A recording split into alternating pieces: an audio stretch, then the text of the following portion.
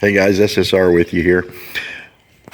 This is the newest addition to our prep, but it's not really a prep. It's more of a necessity where I live. We lose power all the time out here. If the wind blows, power goes out. So we got this Duramax generator. It is a 12,000 peak, 9,500 running watts. Says watts generated during normal operation. So I guess the 12,000 is surges. Also picked up a transfer switch. This will go in the house.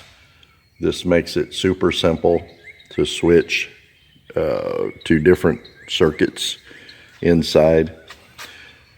We will have to make up a cord that will plug in at the back of the house. I'm going to use this 50 amp 120 240 connection here. So I'll just have the cable ready, and if the power goes out, I grab the cable, plug it into the generator, plug it into the back of the house, and we've got power in the house. And then we just have to decide what circuits we want to run at what time.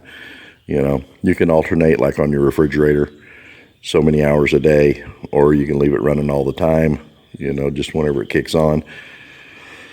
Or your air conditioning unit, or, you know, however you want to do it. It's probably not quite big enough to run your whole house continuously, you know, at full load. So this here is a 10 circuit transfer switch. So you could pick 10 circuits that you want to run all the time and just turn them all on if you have enough generator power for those 10 circuits. So, I mean, if like you're running your hot water heater and a stove, your cook stove, and it's electric at the same time, you could run into some issues. So anyway, but we're going to get this out of the box. We're going to get it serviced. I bought some Mobil 1 oil. 10W30 is what it recommended. Break-in time, I think it said 8 hours, and then after that, every 20 hours. Of use. You're supposed to change out the oil. I'm going to run it on propane, so it should run really clean. Shouldn't be much of an issue as far as contaminated oil, dirty oil. I have a 500-gallon propane tank, so I'm going to plumb it into that and then keep it close to the house, close to the propane tank, and then just run my cord to the back of the house and plug it in. So we're going to get this thing unboxed and we'll take a look at it. I got to put the wheels on it, put oil in it, and then I'll fire it up and we'll check it out, and I'll show you the Reliance 10 circuit manual transfer switch too out of the box. So I'll come back to you here in just a bit. So this is what comes in your kit, guys, with your generator, with the Duramax 12,000 EH. You get your tires, of course, and they're not an air tire, but they are filled with something, or they're a one-piece molded something, but they kind of feel like an air tire, so they're soft and kind of spongy. You get 2 of those, of course. You get your handles for the end of your generator so that you can pick it up and roll it around. You get a propane regulator, which I will be using. You get an oil fill funnel, which makes it a little easier. If you're trying to pour a quart of oil in these things, you'll find it's not easy if you don't have something like that. And then you get this bag of goodies right here. This comes with some twist lock plugs, 220, cable at your local hardware or Home Depot or Lowe's or whatever, and make up your own cable to run this. I'm not sure what gauge it says to use yet. Probably a 10 gauge wire. But these are twist lock, and these work really well. But we're going to use the other one that carries a little heavier load, I believe, 50 amp. I think these are rated less. We'll check that out and see. So you get both ends of those to make up your cable. You get let's see, I'm not sure what this is for. You get a little toolkit, looks like. along with a spark plug wrench, the axles for the wheels, some stands, stand up,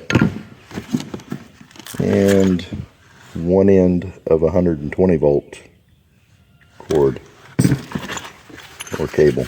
Let's see what's in this little toolkit here, if I can do this with one hand.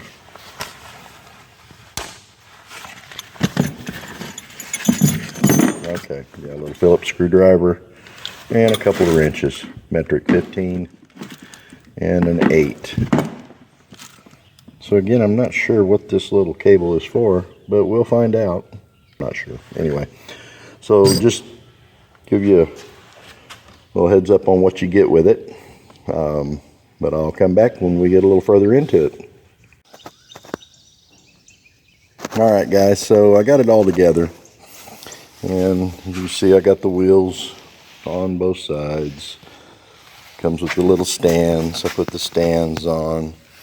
Got the handles on the front so you can pick it up and roll it around. But mine's not going to roll around because I left mine on the pallet. And I've wired it down. I don't know if you can see that. On each side there, I wired the front stands down.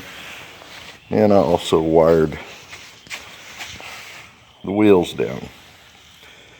And the reason I did that is because I've got a forklift, so I'm just going to move it around on the forklift when I need to, and it makes it a little harder for somebody to steal, I guess, or whatever. Makes it easier for me to move.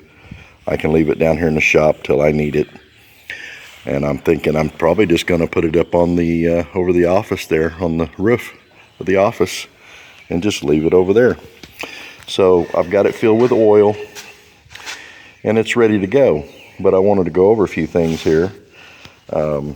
What some of these wires was for. Whoop, I'm shaking. So anyway, the little pigtail that it came with. God, it's hard to hold these phones steady. Little pigtail that it came with is a DC pigtail. So it's got a couple alligator clamps with it, and you can maybe hook it up to a battery or whatever and charge a battery or charge, I don't know, whatever you want to charge this DC power. I don't think it's for charging the battery on this because it should charge itself when it's running. So we got that, figured out what that was for. I haven't looked that up in the book to make sure that's what it is. Because at first I thought, well, you just hook this up to your battery back here to maintain your battery while it's running. But it should charge the battery while it's running off the stator on the engine. So anyway, if you're going to get one of these and put it up so it's ready to go when you need it, I would suggest getting you a little maintainer charger like this. They're not very expensive. Put it on 12 volts, hook it up, and it will just keep your battery up. Battery tender, they might call it. I said maintainer, but it's a little battery tender. You know, put it up somewhere where it's not going to get wet, and that'll keep your battery charged. Now, it came with 3 plugs. It came with your standard 3-prong plug that would go there like that. It came with one 120 volt 30 amp locking plug, twist lock plug that just slide in there like that and lock in. And it came with a 120 or 240 30 amp, I believe. Yeah, 30 amp twist lock. And this one would go right here. Oh, nope, not like that. Let's see. Not like that. Which one's the straight one? Okay. So gotta go. Okay, so it's only got one that locks. So it's got to go like that. And that's a twist lock also. So you can wire this in to whatever you're going to run. Whether it be just a straight 120 30 amp or a 240 120 30 amp, or what I will probably be using, and I made this up for my welder several years ago. We had an ice storm. Now this is a fairly expensive plug, but it will carry a load.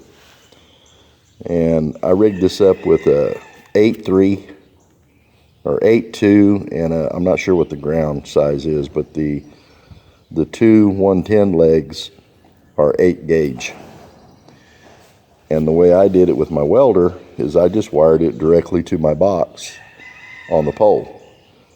But if you do that, you have to remember not to back charge the line. In case they're working on the line, you'll shock somebody down line, you know, because AC is alternating current. It goes up and down, back and forth, back and forth.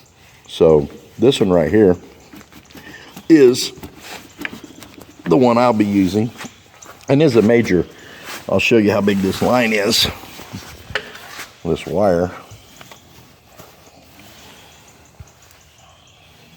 I mean, it's good sized stuff, and it's copper, so it carries a pretty good load. And on my Miller welder, it ran the whole house pretty much. I mean, it was business as usual.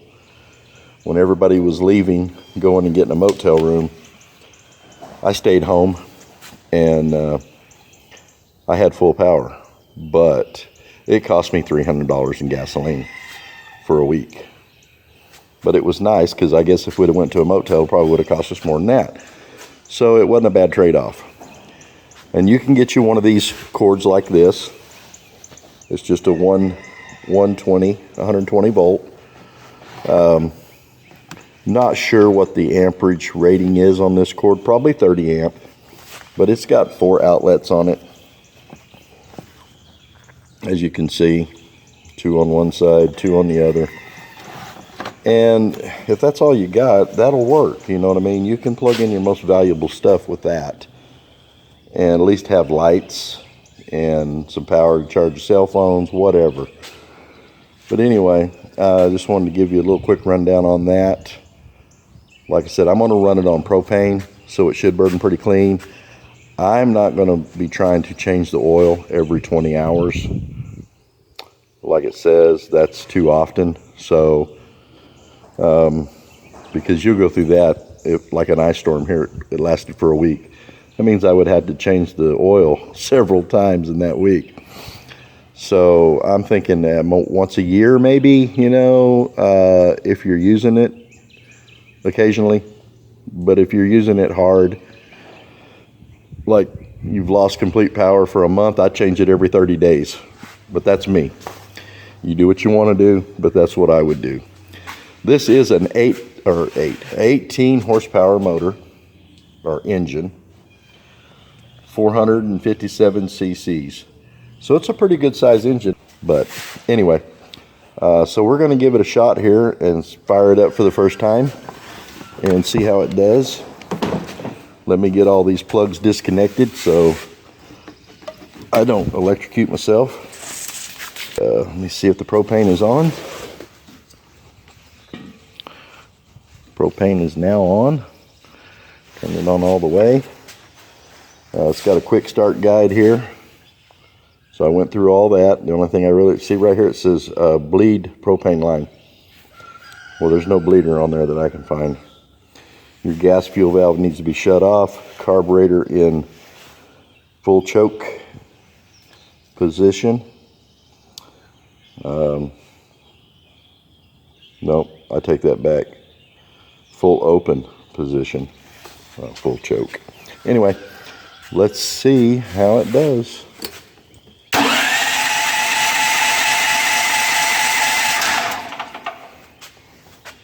So it's going to take a minute for that propane to get up there, especially without a bleeder.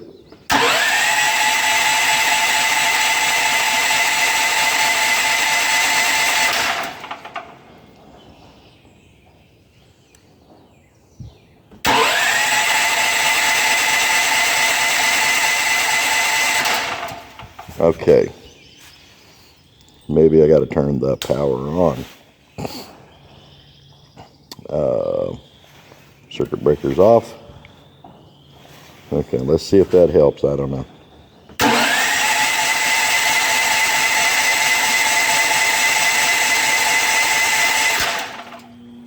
Okay, so when all else fails, read directions, right? So I've done all this. Feed hose with regulator, you know how you do all that startup. Remove dust cap, attach feed hose. Turn off the gasoline valve, did that. Attach feed hose and turn on tank, did that. Start the generator. Okay, here's the part that I missed. Start the generator via the normal gasoline startup instructions in the manual, which basically equates to choke it when you get ready to start it. So we'll try that and see if that works.